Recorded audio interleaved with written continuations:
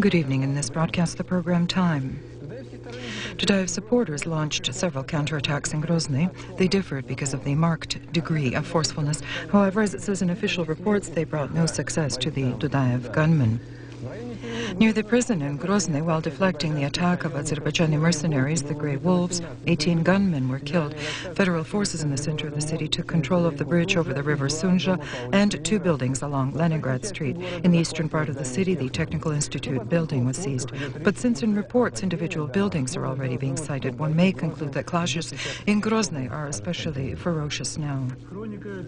The chronicle of the first day of February from Chechnya was quite heated. Gunmen found in the village Samashka resorted to their usual tactics. They were shooting from homes which contained peaceful residents. Currently, the village has been cleared of the rebel formations. The command of the federal forces said to a correspondent of Vitartas that the storming of Gudermes has not been ruled out yet, but a storming can still be avoided if the population of the city does not support the gunmen. The command of the northern group of forces and the head of the government, Salambek Khadjiev, were approached by residents of the suburban villages Komsomolskaya, Prigorodnaya, Chechenoul, Beltagoy, and Gikalovskaya with requests not to conduct firing at these populated points. In these villages, already local organs of rule have been elected, and they are in support of the government of national rebirth. Today, an operational team of federal forces in Grozny forcefully crossed the river Sunja and seized the platform of the southeastern part of the city. This, Interfox was told by a representative of the Ministry of Defense of Russia. Military servicemen held on to the captured fringe area by deflecting attacks by gunmen. Contingents of the Marine Infantry continue to function in the city, exposing and annihilating gunmen and snipers. Marine Infantry entered the combats with elite regiments of Dudayev who attempted to make their way to the bridge over the river Sunja.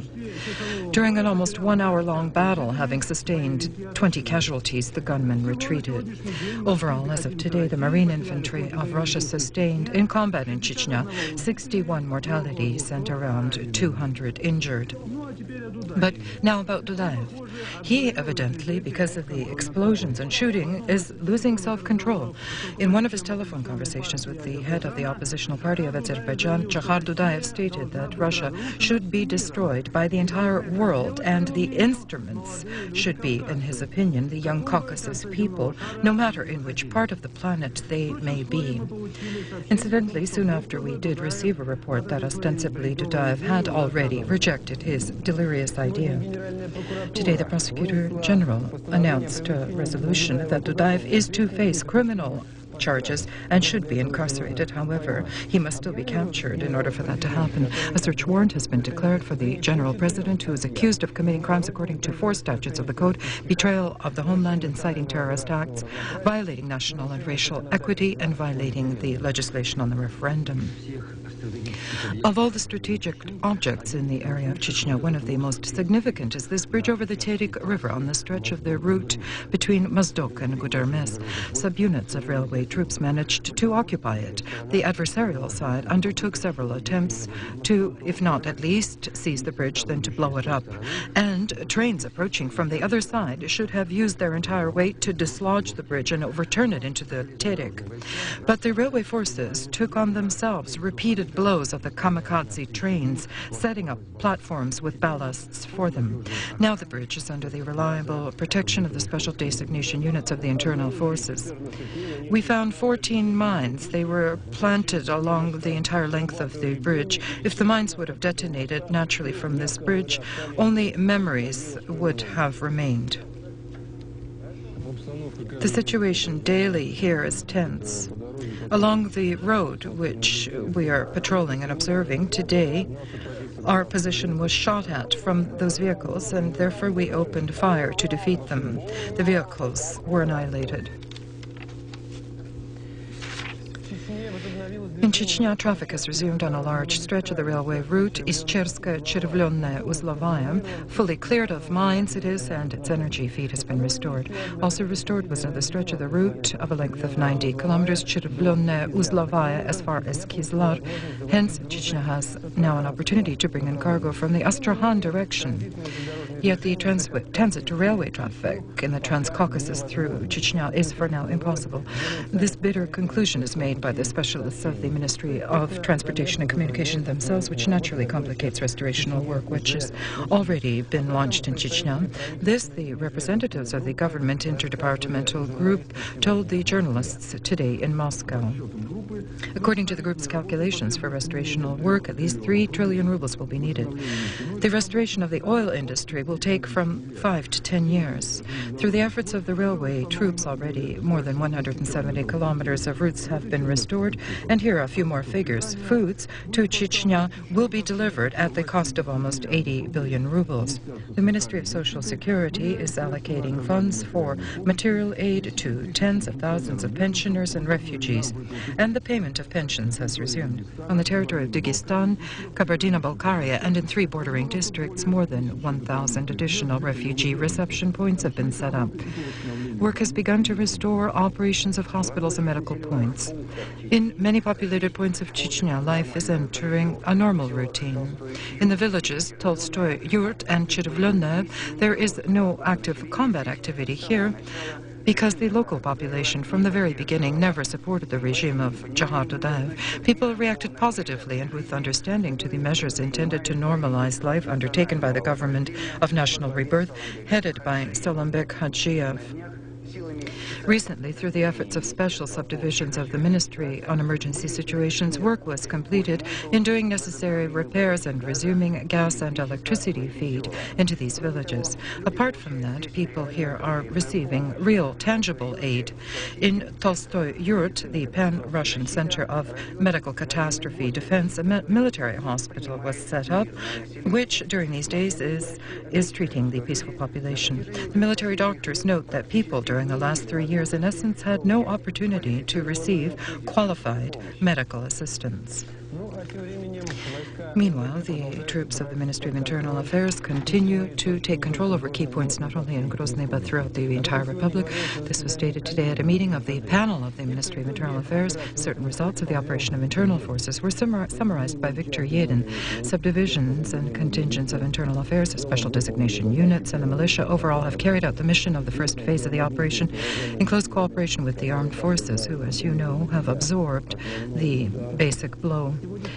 As of today, the entire command of the group of forces in Chechnya has been transferred into the hands of the Ministry of Internal Affairs. The new commander is the Deputy Minister of Internal Affairs, Anatoly Kulikov. This evidently marks the beginning of the second phase of the Chechen operation, where, at the head of the cornerstone, not military but purely militia objectives are placed. The armed forces will continue to transfer occupied objects in Grozny and other villages in Chechnya to the subdivisions of internal affairs over the course of 2 to 3 weeks, no less. This was stated today by one of the representatives of the Ministry of Defense while commenting on the appointment of Alexander Kulikov as head of the United Command of the Group of Federal Forces in Chechnya. To back up the internal affairs forces, contingents of the Northern Caucasus Military District will remain if necessary. Aviation will support them. Today, on the initiative of Yuri Loshkov, Rasul Gamzatov, and Mahmoud Isambayev, a meeting was held by the mayor of the capital with representatives of the intelligentsia of the Northern Caucasus permanently residing in Moscow. These people are highly regarded among their own nation, and therefore their opinion is crucial. I value very much such normal relations and the understanding of the fact that Moscow must be a calm city where, in a placid environment, all problems must be resolved. The basic topic of the conversation was the situation in Chechnya. Participants at the meeting signed an appeal to the residents of the capital, wherein it says one must not permit the spread in our society of anti-Caucasus sentiments. Muscovites must remain calm and not believe various rumors, not succumb to threats and provocations. In the capital of Russia, there are no objective reasons or historical roots for ethnic conflicts. Within the government of Moscow, a permanent coordinational council will be operating, which will include representatives of the intelligentsia of the Northern Caucasus. Its basic aim will be to provide all-encompassing aid to city authorities in preserving order within the capital and to develop cultural ties with the mountain people. If everyone strives to make his donation, there will be a result. We received today the statement of Pavel Gusev, the editor-in-chief of the newspaper Moskovsky Komsomolets, to the Prosecutor General. He did this in connection with the actions of the Minister of Defense Krachov in Chechnya. Not touching on the question of the need for deployment of forces in Chechnya, Gusev writes he feels that methods of combat, as a result of which people are dying, these methods are evidence of crimes against the nation. The statement will be published in the press. As we reported yesterday, the President of Russia signed a decree to institute a state of emergency on parts of the territory of Northern Ossetia and Ingushetia. According to the law, this decision must be discussed by deputies within 72 hours after it is publicized. And in connection with this, Vladimir Shemeka has already called deputies of the Federative Council to come to Moscow Friday at 12:30. They must ratify that decision. The heads of Ingushetia, on their part, feel that the extension of the state of emergency in the territory of the Republic is senseless. The Ingushetian leaders believe that they have no emergency circumstances there. Absolute order has been established, which they would wish to any other region of Russia.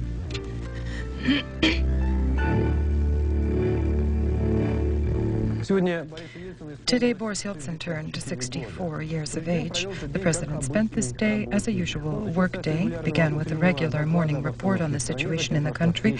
Later, he met with the heads of the administration, and as usual, the first Wednesday of the month, he met with the heads of Moscow. The basic topic of conversation between Boris Yeltsin and Yuri Lushkov were the problems of the social economic development of the city, financing, objects of construction, transportation, and communications. In general, today is marked by the fact that taking force are two quite noticeable decisions which one may qualify as an attempt by the government to protect its citizens from the blows of market cataclysms, but how effective they are, or whether they conform formally, at least in general, with the rules of the game, time will show. But for now, here is the essence of the matter.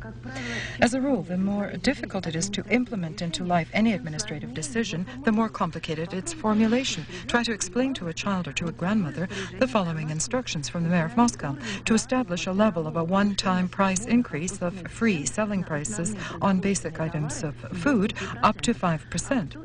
And who will verify compliance with it, and how? And what does a one-time increase mean? Once a day, once a week, or every month? Trade workers understood this as follows. The Lushkov directive we learned of from the newspapers, and we feel that this basically affects producers because stores affect a trade surcharge on prices which are set by their initial suppliers. And how often they decide to change their prices, we don't know. We, on our part, did not understand. What is this, a developing market or a market plus planned developed socialism? And more news. The savings banks of Russia, as of today, will increase its interest rates on personal deposits from 90 to 140% annually. It would be better if they didn't increase the rates, but reduce prices on foods, because when you come to the store, it's like coming to an exhibit. The savings bank feels more confident. We have two recourses. Either we take the risk and receive high interest, or to go slowly and surely in the bank. But you probably should risk only when you have something to gamble with. The depositors were in no rush today to the savings banks, however. The majority lives from salary to salary or even in debt, and they cannot even bother with interest earnings. Everyone knows that the market at times not only smiles pleasantly, but it's contorted into a cruel grimace. And as expensiveness runs rampant, we often go out to the streets to save our wallets, which are already not so fat, resorting to street vendors and kiosks. Sometimes this ends sadly. No one even thought that under the guise of butter, in some stores and in kiosks, at a very cheap price, poison was being sold. 1.5 tons of concentrated vitamin D3 were transported in the end of last year out of one of the poultry factories. The thieves sold it to street vendors, teams of geological research expeditions, and to bakery stores. There, posthumously, they acquired sanitary certificates and launched the so-called butter into sale, and to bake bread and pastry items. Purchases became tragedies for many. Today, the Tyumen hospitals are overflowing in the toxicological departments. As of today, the number of people that came for aid has surpassed 1,000. The Tyumen District Toxicological Center is working within a catastrophic regimen. Each day we get 35 to 40 people who come in. And I think the most terrible plight is that these patients, there's the tragedy in how they feel, there's the tragedy in their health, which will continue to develop over the next 2 or 3 years. Currently in Tyumen, an investigation is underway on the mass poisoning. Physicians are pleading with authorities for currency measures to purchase effective treatment methods, agents, and equipment. And our advice to you is simple. Don't buy anything on the streets and in the stores. If you suspect something amiss, demand a certificate. Meanwhile, the rate of the dollar continued to climb today. It was set at the Moscow Interbank Currency Exchange at the level of 4,059. That's 11 rubles higher than yesterday's indicator. However, this incidentally did not interfere with the projecting and building of a new model of regional policy for Russia. It will be built also with the help of the railways. This conclusion may be made after the decision to use local budgets to perfect deliveries on railway transportation. Probably the railways today remain the only common unifying sector, and if one considers the length of those roads, it's probably the only one commonly accessible. Today in the Ministry of Roads and Communications, with the presence of Viktor Chernomyrdin, an extended panel was held at which the signing of a general agreement between the railway representatives and the heads of the regions was held. Their objective is the consistent work in base sectors of national industry on the basis, and that's focal, of stabilization of prices and tariffs. I'll remind you, last year the Ministry of Roads and Communications was the initiator of a cartel agreement to reduce prices on products and shipments. This generated 400 billion rubles only through the decrease of transport costs, and these costs in many ways define the final price. A constructive approach to the problem allows the transportation sector to remain intact. Decline here, unlike the calculations of the Ministry of the Economy, is not 17% but only 9%, and this given the fact that the debt alone was 3 trillion rubles.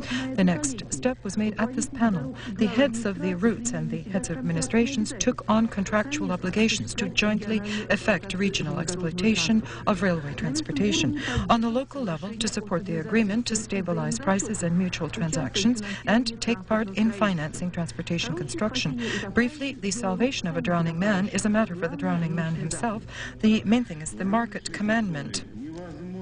In market conditions, it's impossible to weaken. This is impermissible, and life will never forgive us. This I especially address to the directors. I must say that in this plan, through the efforts of the Ministry of Roads and Communications, looks attractive and hopeful. What the Ministry of Roads and Communications accomplished may be useful overall in the country. In any case, the Premier promised to discuss these proposals with the heads of other departments. Today, at least the journalists were very concerned about news about a possible strike on the Aeroflot lines.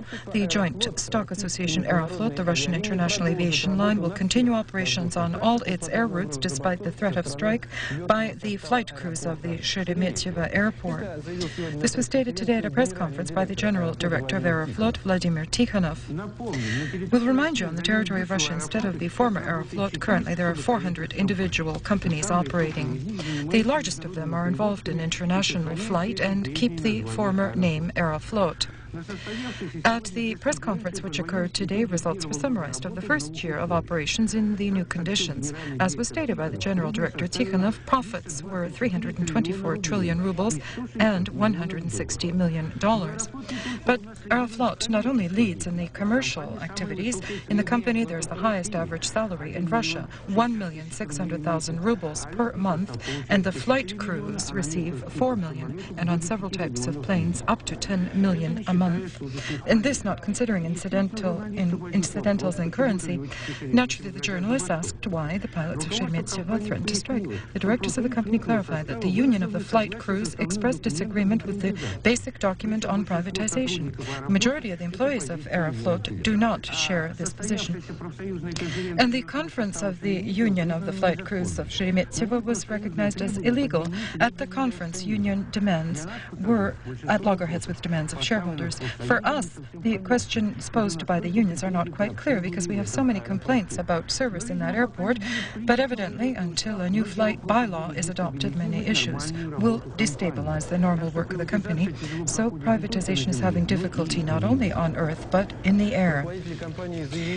The directors of the company also stated today again that the strike of the Sheremetyevo pilots is the suicide of Aeroflot, and therefore the strike will not be permitted, not under any circumstances. Yesterday, there was a forced interim landing in the Frankfurt-on-Main by an Aeroflot plane. This was done after the threat to blow up the liner, which was en route from Paris to Moscow. An unidentified caller phoned the security services in the French embassy in Moscow. By that time, 2 liners were airborne en route from Paris to Moscow, a Russian one and a French one. Both had to be inspected, but no bombs were found. The planes landed successfully at their designated destinations. Since the beginning of events in Chechnya, telephone calls with threats of blowing up airplanes are visibly more frequent, and not only regarding airplanes. As the security services reports, no one has the right any longer to ignore such telephone calls. Telephones and terrorism. Specialists assert that there is no such phenomenon, but lately the capital was gripped by insanity. In the militia and at duty points, only in the last 24 hours, 31 phone calls were received about planned explosions in the city. As a rule, the first to be affected are schools, large department stores and the metro, and recently a completely unprecedented case occurred. The Russian Center of Perinatology, Obstetrics and Gynecology had to be evacuated urgently. In the evening, they received an anonymous call. A male voice stated on the 2nd floor a bomb was planted. Within 1.5 hours, the doctors wheeled out newborn infants and post-surgery women patients from recovery, barely managing to cover them with blankets. There was already a report about this in our program. As was learned after a certain time, there was no bomb found. And what did this telephone joke cost? For 5 days in the center, they didn't perform surgery, and women come here from all over the country, and only here can they be helped. The delivery department and recovery are opening only today. All these days, a preventative investigation was underway, and doctors now are seriously thinking of regularly holding evacuation exercises. And the telephone number of the emergency situation headquarters here is memorized as if it's their own. Unfortunately, the telephone hooligan was not yet found. In this broadcast, the program Time, the second worldwide Russian Sabor, or council, opened in the Columnar Hall in Moscow. One may note that the idea of uplifting national self-awareness of the Russian nation is more actively exploited by politicians of the communist line of thought in their pre-election campaigns. They were in the majority in the conference auditorium today. Among those who attended the Sabor, the deputies of the State Duma, social political activists, clergy of the Russian Orthodox Church, and representatives of the Cossacks. The Most Holy Patriarch of Moscow and all Russia, Alexei, expressed confidence that the Sabor should facilitate the rebirth of the Orthodox consciousness of people in Russia, which was lost for 70 years, which is the reason for the deep crisis of the country and society. On his part, the Metropolitan of Smolensk and Kaliningrad, Kirill, emphasized that the worldwide Russian Sabor is not a political party nor a political movement. According to him, this is an attempt from a vantage point above political confrontation to see what unites. During the course of 3 days, they will be discussing paths of the spiritual rebirth of the Russian people, the role of the Church in achieving this objective, the problems of national self-awareness, Russian statehood, and spiritual enlightenment. A participant of today's meeting, the former Vice President of Russia, Alexander Rudskoy, said to the press that he plans in the end of March to hold an organizational conference for the social patriotic movement, the Derzhava, or power. He again confirmed his intention to run in future presidential elections. Europe continues to be flooded with river water. The residents of Holland got the worst dose so far. 200,000 people from the south and central Netherlands were forced to evacuate their homes, fleeing powerful flooding. More than 100,000 residents have been evacuated. There are reports of the first victims, although there are only few. The FRG, which was hit in these days by the almost tropical force rains, is enduring the worst flooding of the century, simultaneously of all major rivers of the country. The water, which rose by more than 10 meters, flooded the banks and the first stories of homes in Bonn, Köln, Koblenz, Frankfurt, and tens of other cities, and continues to rise at a speed of 2 centimeters per hour. 75,000 homes are no longer livable. Hundreds of kilometers of roads are inaccessible. More than 100,000 people have been evacuated. The first to arrive at the disaster scene were teams of technical aid. This was founded in 1950 as a voluntary society. Today, the structure has the status of a federal department. In its subordination are 80,000 volunteer aides planned for emergencies at any time of night or day, and each of them must serve 150 hours in compulsory rescue work or training per year and is excused from his usual job during that time, but with compulsory receiving of salary. The rescuers have access to all forms of communications, contemporary special technologies, and the right to call on the aid of the police and the army. Apart from their basic functions, the volunteers of the union deliver food and their mail to those refugees who refuse to evacuate. A characteristic detail: thousands of abandoned homes, not a case of vandalism. Meanwhile, meteorologists forecast worse conditions, and the government is urgently preparing a program to restore damage, which is assessed at 2 billion marks. On another continent, there are other problems. It's strange that what is occurring in the Mexican economy currently and with the Mexican currency is very reminiscent of our Russian realities, but there are differences. Today it was learned that the Mexican peso received that which the Russian ruble did not manage to achieve. As was recently stated by the representative of one of the Western banks in Moscow, I quote, "The business conjuncture of Russia was affected more by the Mexican crisis probably than Chechnya." And this is not an idly uttered phrase. According to the American magazine Newsweek, in the last month, the flow of foreign investment into Russia has declined. I'll remind you that the December devaluation of the Mexican national currency, the peso, and its rate after the signing by Mexico, the United States, and Canada of the agreement on the North American Zone of Free Trade rose steeply, produced panic among the Western investors. The devaluation of the peso by 40% in a very brief period of time led to the fact that many of the investors lost in Mexico up to half of the money they invested there instead of the expected extremely high dividends. The flight of capital began, and not only from Mexico. The repercussions of the Mexican currency fever were felt not only by the countries with transitional economies, but even such seemingly affluent ones as Sweden and Italy. The threat of economic chaos generated by the December devaluation of the peso forced bankers to rush to Mexico's aid. To support the stability of its economy and finances, the United States, from its reserve fund, will be allotting $20 billion, and almost $30 billion more will be provided by the international financial institutions, including the International Monetary Fund. This decision has substantial significance for our country because currently, between the International Monetary Fund and Russia, talks are underway for the fund to allot a $6 billion credit. However, in the current case, the talks are stumbling on the so-called Chechen question.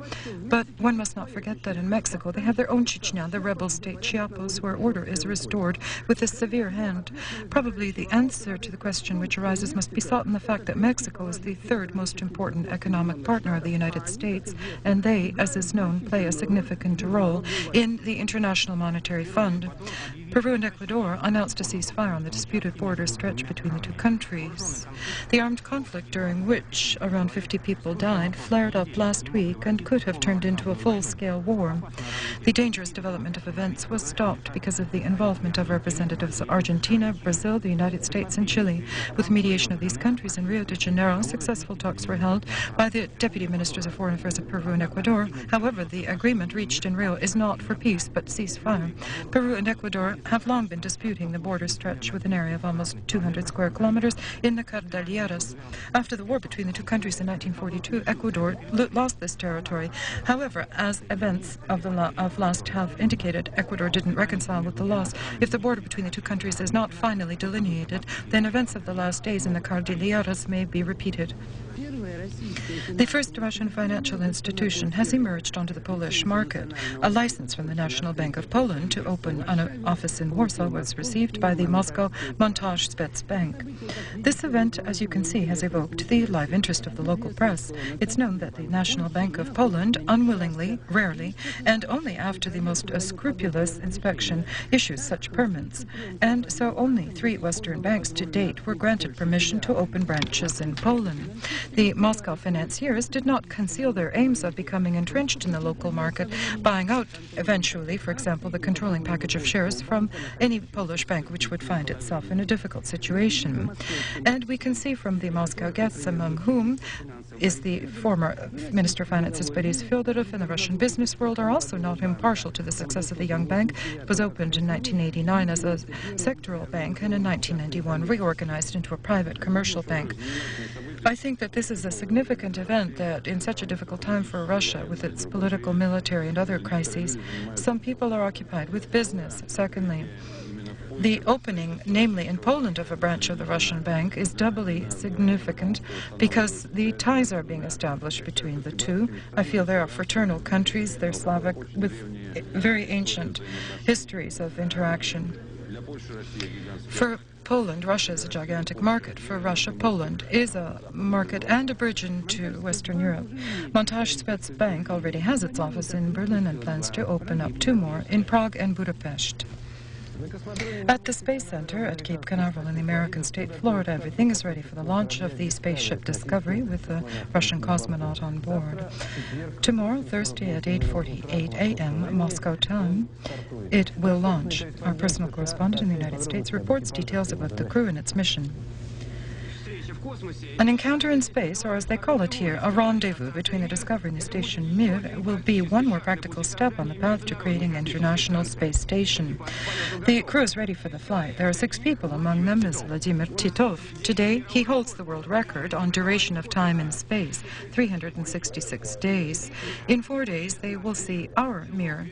The shuttle of a weight of 87 tons will approach the station within 10 meters. In the illuminator, they'll see the faces of our cosmonauts and be able to wave to them. Just as in training, this will be a test of the system of approach and contact. The linkage with Mir of another shuttle, the Atlantis, is scheduled for June. In Nassau now, the most popular language is Russian. If you speak Russian here, that means you'll be needed tomorrow. There will be work. Vladimir Titov helps. He has no problems with English. Among his partners is Eileen Collins, the first woman to be second in command of the ship, and the engineer Janice Voss. Bernard Harris will be the first Black American to go out into open space. In orbit, apart from other tasks, they plan to externally inspect the condition of the station Mir after almost 9 years in orbit. At one time, it was planned for only 7 years, and of course, experiments from biotechnology to growing crystals and developing new medications. Usually, the window for launch of the shuttle into orbit is about 2 hours. Tomorrow, they'll have only 5 minutes. Otherwise, as the ballistic specialists say, the encounter in space may not happen. But while the weather is conducive, only hours remain before the start, and the countdown continues. That's all my information. The sports overview ahead with Daria Chervonenko. Goodbye.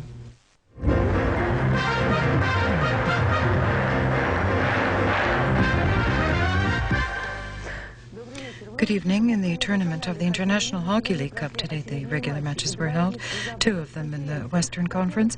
The Torpedoes from Yaroslavl beat the Northern Stal team 4-3 in overtime. Wings of the Soviet Sokol 6-2. 5 matches were held today in the Eastern Conference, but I'll note the 2 main ones. Lada Tractor 6-2. Kristal from Saratov beat the Magnitogorsk Metallurgist 4-2. And now news from the NHL. Vyacheslav Fetisov again has signed a contract with New Jersey. This the team's ownership announced after the first victory of the Devils in the current season over Buffalo with a score of 2-1. According to the Associated Press, the New Jersey management did not divulge the terms of the new contract of the Russian player. For Vyacheslav Fetisov, this will be the 5th season in the NHL, and the 20th of April he'll turn 37 years old. And now our announcement. Tomorrow, big basketball in Moscow.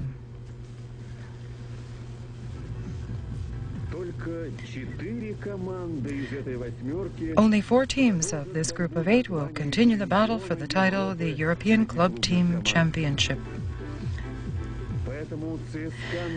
Therefore, the Army team has to win in each remaining match. The next one is with the famous team Real, which includes the best basketball player of Europe, Arvydas Sabonis. Television broadcast of the match of the Army Real teams on the television channel Ostankino the 2nd of February at 22:30.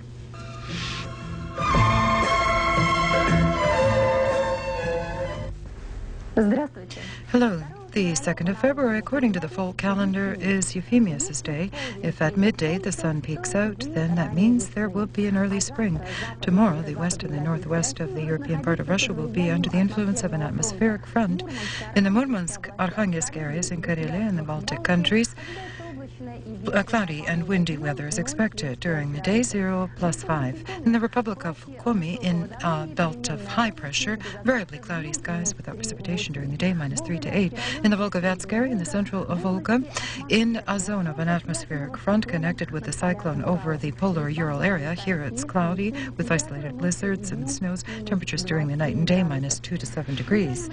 In the central region, under the influence of an atmospheric front from the west, cloudy skies are expected with patches of snow and blizzards with icy roads, temperatures from 0 to minus 5. The cyclone over the central Volga and the atmospheric front connected with it will bring to the south of Russia cloudy weather with snows, blizzards, and ice accumulation on the roads, temperatures from minus 1 to 6. In the south of the Krasnodar and Stavropol areas, up to plus 5 degrees. On the Black Sea coast near Sochi, plus 5 to 10 degrees. In the republics of the Northern Caucasus, snow mixed with rain. Here around Sierra in the mountains, there's danger of snowslide. The weather will deteriorate beyond the Caucasus with cloudiness, winds and rains in the mountains with snow. And in Armenia, minus 1 to plus 4. Ukraine and Moldova, in an area of a lethargic anticyclone, partly cloudy skies are expected without much precipitation. Temperatures at night, minus 3 plus 2. During the day, plus 3 to 8 degrees.